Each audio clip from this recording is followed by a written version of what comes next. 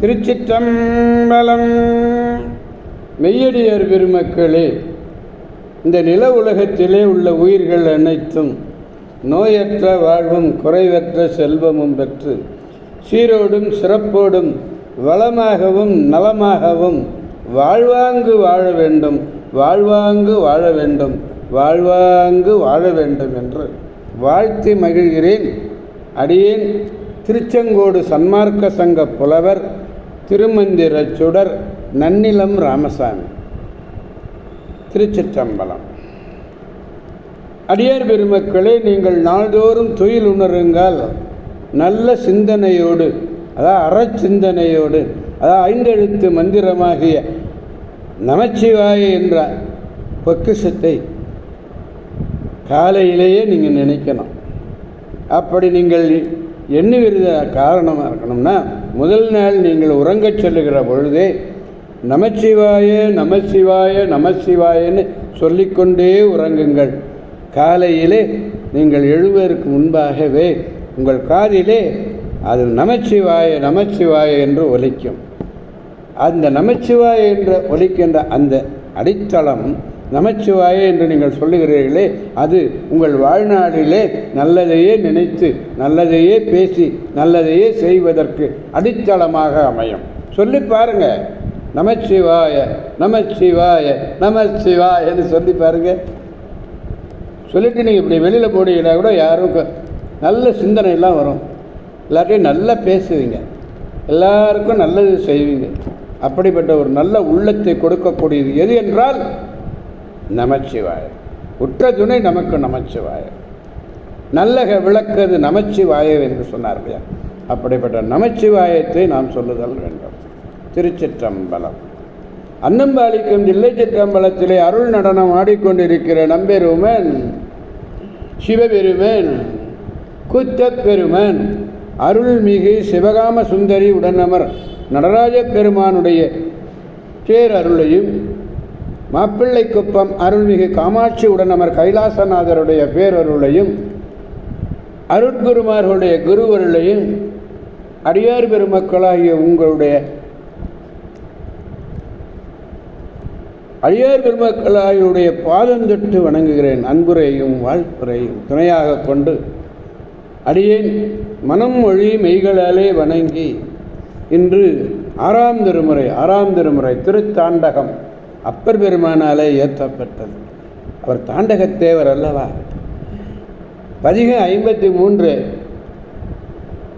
திருத்தலம் திருவிழிமிழலை. பாடல் 4வது பாடல். பெருமானிடத்திலே பாடலை விண்ணப்பிப்போம். கைவேழ முகத்தவனை படைத்தார் போலும். இதில் சென்ற நேற்று பாடினதில் உங்களுக்கு கான் கான் கான் என்று முடிந்தது. இதில் போலும் போலும் போலும் என்ற சொல்லை கடைசியாக பார்க்கிறார்.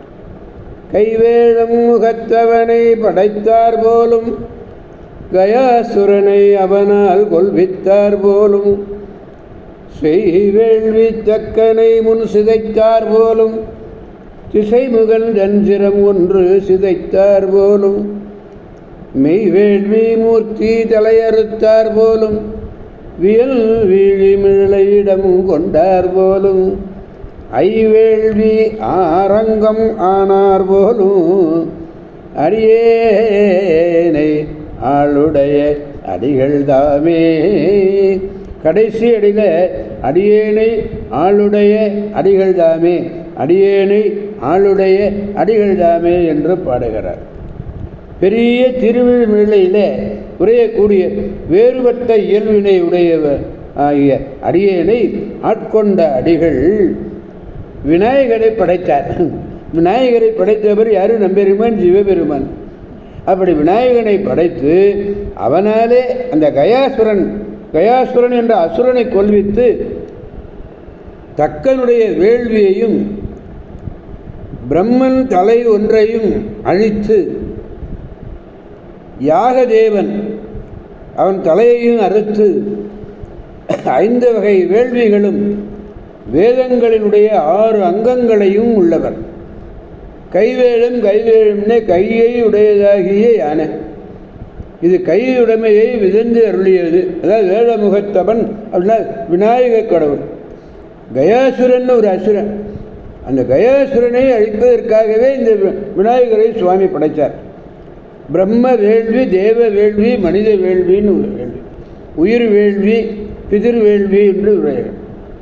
இவையெல்லாம் வேதம் ஓதுதல், வழிபாடு செய்தல், விருந்து ஒம்புதல், உயிர்களிடத்திலே இரக்கம் கொண்டு உணவு இடுதல் முதலியன செய்தல். தென்புலத்தார் கடன் தீர்த்தல்னு சொல்லலாம். விருந்தின் துணை வேள்வி பயன் என்றார். விருந்தோம்பி வேள்வி தலைப்படாதார் என்ற விருந்தோம்பலை திருவள்ளுவர் நாயனாரும் மிகச் சிறப்பாக சொல்லுகிறார். வேள்வி என்று அருளினார். இவை பிரம்ம யாகம், தேவயாகம், மானுட யாகம், பூத யாகம், பிதிர் யாகம்னு சொல்லப்படும். இதெல்லாம் வைதீக முறையில், இனி சைவ முறையிலே சொல்லக்கூடிய 5 வகையான வேள்விகள். கண்ம வேள்வி, தவ வேள்வி, ஜப வேள்வி, தியான வேள்வி, ஞான வேள்வி என்று வைதிக முறையிலே சொல்லப்பட்ட 5 வகையான வேள்விகளும் சைவ முறையிலே கண்ம வேள்வி என்று ஒன்றாக அடங்கும். சமயம், விசேடம் என்ற 2 வகையான தீட்சைகள், சமய தீட்சை, விசேட தீட்சை. அதில் சரியை, கிரியை, யோகம்னு சொல்லுவார். அந்த 3 நெதிகளிலும் இந்த தல வேள்வி அத்தீக்கைகளில் பெற்றவாறே இந்த திரு 5 எழுத்தை கணித்தல், அதுதான் ஜப வேள்வி. அந்த ஜபத்தின் வழி சரியை சரியை, கிரியை, ஞானம்னு சொல்கிறோம்ல, அது நெறியிலும் முறையே சிவபெருமானது உருவம், அருவம் என்னும் 3 வகை திருமேனிகளை தியானித்தல், தியான வேள்வி என்னும் 3 வகை திருமேனிகளை தியான வேள்வி பதியாகிய சிவபெருமானுடைய இயல்புகளையும் அவனுக்கு அடிமையும் உடமையுமாகிய பசு பாசங்களினுடைய இயல்புகளையும் உள்ளவாறு உணர்த்தக்கூடிய ஞான நூல்களை ஓதுதல், ஓதுவித்தல், கேட்பித்தல், நல்லாசிரியரிடத்திலே நூல் பொருளை இனிமையாக கேட்டல், அதாவது பின்னர் அதனை சிந்தித்தல், எல்லாம் ஞான வேள்வி. இந்த வேள்விக்கு சிறந்ததாகிய ஞான வேள்வியை சிவஞான சித்தியில் சொல்கிறார். ஞான நூல்தனை ஓதைவித்தல், நற்பொருளை கேட்பித்தல், தான் கேட்டல், நன்றாய் இனமில் பொருள் தன்னை சிந்தித்தல், 5ம் இறைவனடி அடைவிக்கும் எழில் ஞான பூசை. திருச்சிற்றம்பலம்.